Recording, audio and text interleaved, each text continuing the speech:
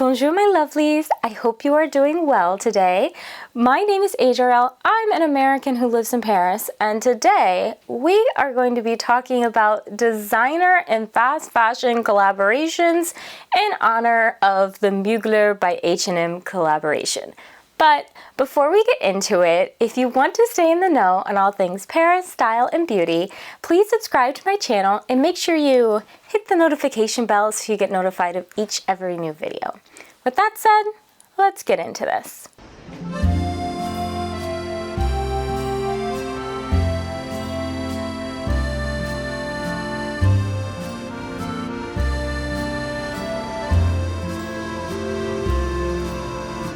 So I wanted to have this conversation because I saw a video today on social media talking about how Mugler's collaboration with H&M cheapened the brand and that it was a horrible decision, etc., etc., etc. And I found this incredibly interesting because I actually got some pieces from the Mugler by H&M collab, in part because I hadn't really explored the brand Mugler very much. I know that they make these beautiful bodysuits, obviously, but I thus far have been unwilling to pay, 700 euros for spandex and mesh. And so I really kind of approached the collaboration with a lot of interest and intrigue to see kind of what I thought about the brand. And so seeing this video, it really made me think about past designer collaborations with mass market brands. So for example, H&M and Balmain, H&M and Lanvin, H&M and Moschino. These are just a few, right, of these past designer collaborations that people have kind of gone crazy for. H&M Kenzo. I could literally start rattling them off, right? Let's also think like Target Victoria Beckham, Target Lily Pulitzer. These are all sorts of kind of these quote unquote mass market collab brands who are collaborating with, luxury brands, right? And in thinking about this, I really thought like, okay, well, let me take a look, for example, at my closet. How many of those pieces do I still have? Do I still wear them? What do I think about it now, kind of looking back? So that's why today I really think we should have a discussion on whether or not these collaborations are a good thing for these brands or not. And I'd love to hear your thoughts after I'm done sharing mine. I have to say that ultimately, as I went back and I looked in my closet and I looked at past designer collabs with H&M, I 100% think that these collabs are a good idea and that they're definitely worth it. So let's start off with Balmain, okay? I have several pieces from the Balmain H&M collaboration. I love them. In particular, I have a dress that I absolutely love. Okay. This dress is like beaded, it's amazing, it's stunning, right? It's obviously H&M quality, but it's, Balmain style and Balmain appearance. The thing is, I'll never forget, like, going onto the Balmain website and looking at the price of those beaded dresses. Y'all, those beaded dresses are like $25,000. Who is buying that? The thing is that one of the great things about these designer collabs is it gives people a way to frankly access the designer if they normally wouldn't be able to access it. So for example, that beaded dress that I have worn to so many parties that I absolutely love, that beaded dress, if I were to buy that in a boutique, it's $25,000. One, I can't afford a $25,000 dress. Two, where the heck am I wearing a $25,000 dress? I am not a celebrity. I am not going to black tie dinners. I'm not an oligarch, right? Like what the heck am I doing with a dress like that? So even if I could buy it, it would be a colossal waste of my money. Like literally it would sit in my closet. So one of the things I think with these collabs is they give people a way to access and experience the brand, but without the brand price tag. And I think there's something to be said for that as a designer, kind of making your clothes a bit more accessible to people who would love to be able to wear them, but for whatever reason, their current state in life, or just the fact that they just don't have the money to be able to afford it, it gives them a chance to experience and have a taste of your brand. And something about that to me feels very inclusive. So I personally really like it, and that's why I think it's a really great thing for brands to do. Another reason why I really love these designer collaborations is I also think it gives people a chance to experiment with the brand. So for example, take Mugler. As I said at the beginning of the video, I am just not paying 500 euros for spandex and mesh. I was like, I am not doing that. I'm not doing it. And so as a result, I had just kind of written off like a Mugler bodysuit because that just wasn't for me. However, it was when I tried on the Mugler H&M bodysuit that I was like, oh my gosh, this is so cute. This is so much fun. This is really, really pretty. This is much different than I expected it to be. Yes, again, it's H&M quality, and ultimately I'm not going to keep it because it's too big for me, but it's beautiful. It really is beautiful. And because of that, it actually led me to purchase a Mugler bodysuit. Now, again, I will be frank, I did not purchase it full price because it is still spandex. I managed to find it on super sale, and so I got it at a super huge discount, and so I'm really excited for it to come. But the thing is, I never would have considered purchasing a Mugler bodysuit if not for my trying on the Mugler H&M version.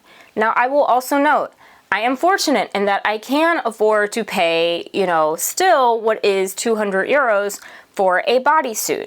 That is just realistically not going to be in everybody's budget, and I understand that.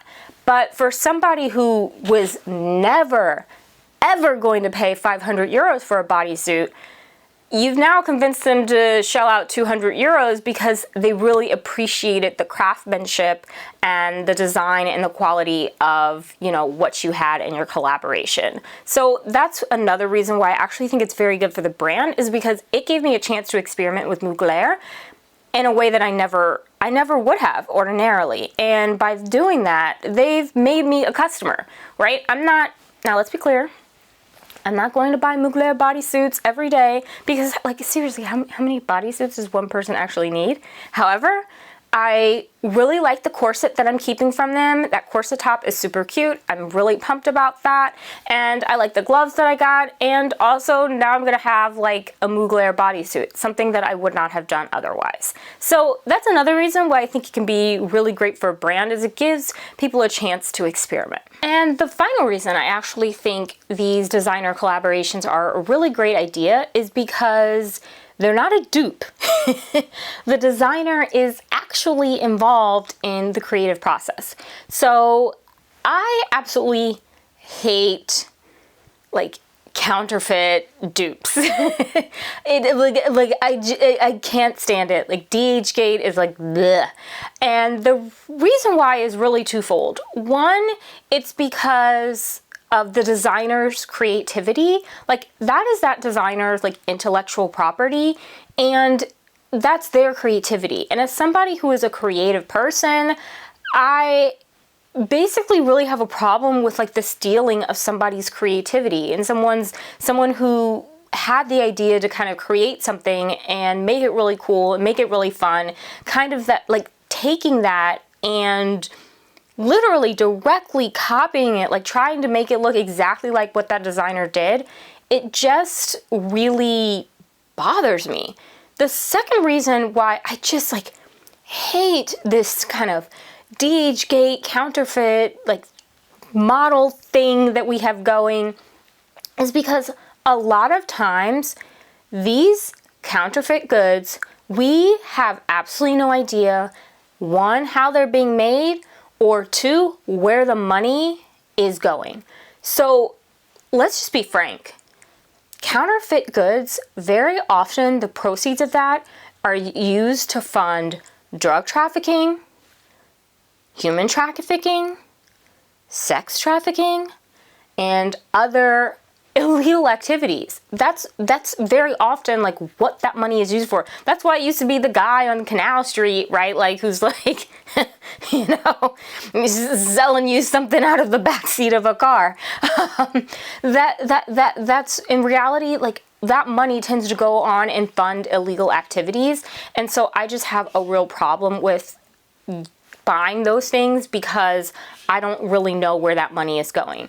And you can say whatever you want to say, but if you go and you buy a $5,000 Chanel bag, you know, that bag is being used by Chanel, right? To fund like Chanel's interests and purposes in the world, whatever. But like, at least you can feel confident it's not going to like drug trafficking, right? Or human trafficking or any of those kind of bad things. So that's really why I kind of have like this whole issue with dupes, which is why I don't mind designer collaborations, because the designer is a part of the process. The designer is integral in the process. They are collaborating with the brand. It's still their creativity, their ideas, and you can be relatively confident of like where that money is going and how it's being used. So you don't kind of have to like have that little potentially shady or illegal aspect to the process. So that is just, that's me. That's like my personal thing. I just don't want to be funding like illegal activities. So there's that.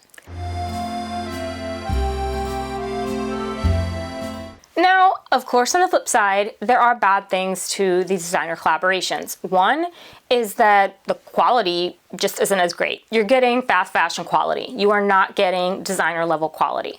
Of course, you're getting the fast fashion price, right? Like that's kind of the trade-off, is that you make it more accessible to more people financially, so that people can afford your items in a way that they couldn't afford them before or would not have otherwise been able to afford them.